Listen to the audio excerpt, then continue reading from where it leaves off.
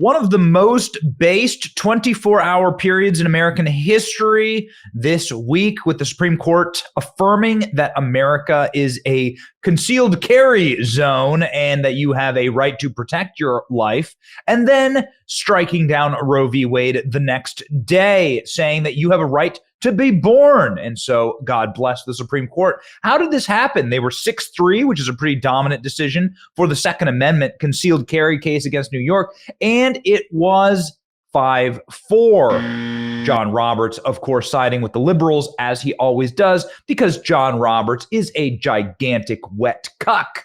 So how did a court that was delivering like incredibly left-wing decisions for, let's say, the last 100 years wind up being so rock solid conservative? Well, you only have one man to thank, Donald Trump. Not only that, Donald Trump straight up predicted that he would do this in the most Nostra-Trump-damus possible moment. I mean, we've had a lot of Trump was right, put a penny ching-a-ling right into the Donald Trump was right jar. There have been so many times that Trump was right, but this has to take the cake. Listen to Donald Trump tell Hillary Clinton, that witch, exactly what he was going to do. Put 2 or 3 Supreme Court justices on the bench, and then he would strike down Roe v. Wade. Watch.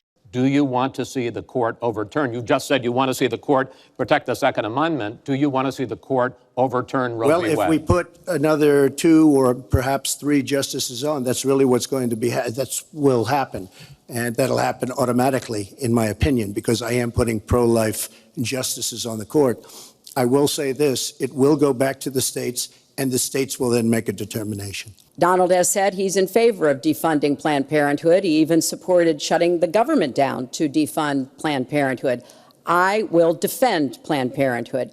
I will defend Roe v. Wade, and I will defend women's rights to make their own health care decisions. And we have come too far to have that turn back now. And indeed, he said women should be punished, that there should be some form of punishment for women who obtain abortions. And I could just not be more opposed to that kind of thinking. If you go with what Hillary is saying, in the 9th month, you can take the baby and rip the baby out of the womb of the mother just prior to the birth of the baby.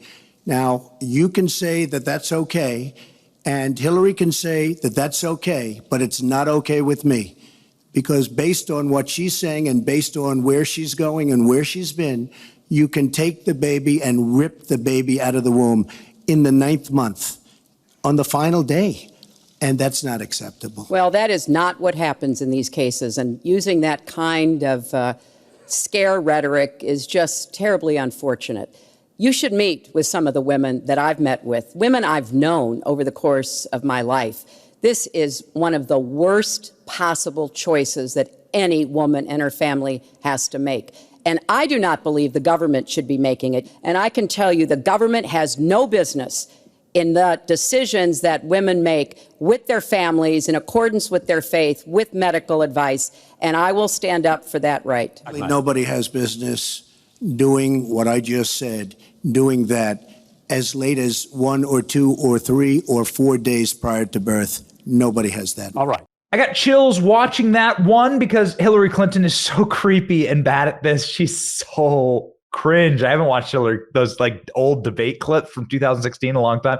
Secondly, I got chills because Donald Trump was speaking the future. It was 6 years ago that Donald Trump recorded those lines on stage with Chris Wallace, Joe Biden's best friend, now CNN, Chris Wallace, sitting there asking these questions. Hillary Clinton, giving just a pathetic response there. She's just no life in this woman. She's just like such a zombie. She's such a gross vampire. But more importantly, recognizing that Donald Trump has just been right about so many things. Now, you might like Trump, you might like DeSantis, but if you're celebrating the Roe v. Wade decision, you got to celebrate the fact that Trump not only called it, but put the right justices on the court for this time. And libs, hoes, mad, ladies and gentlemen. Not the only time that Donald Trump was clairvoyant and knew the future. Donald Trump, the Nostradamus of our era, Nostrumdamus.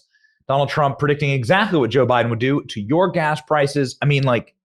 right on the mark. Watch this. We have more oil than anybody, okay? And it's an incredible thing that it's happened over the last few years, a lot of great things, and you're paying, what, $2 a gallon for your gasoline? That's okay. You know what that's like? That's like a tax cut.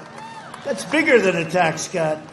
If Biden got in, you'd be paying $7, $8, $9. Didn't they say, get rid of your car? Prices at some local gas stations, they're way above the average. Well, across the street from the Beverly Center, one of the most expensive places in LA, drivers are paying this, nearly $7 for regular unleaded, nearly $8 for premium. Drivers said they were surprised, and not in a good way. Thank you so much for watching. Our channel is here for the truth and also to make you smile a little bit in this extreme era of disinformation and misinformation and people trying to control your brain and what happens inside of it. It's so important that we support independent creators like our channel, and we thank you for watching. If you want to check out some more of our videos, we highly encourage that. Please punch the like and subscribe buttons on your screen to support our channel. It's free.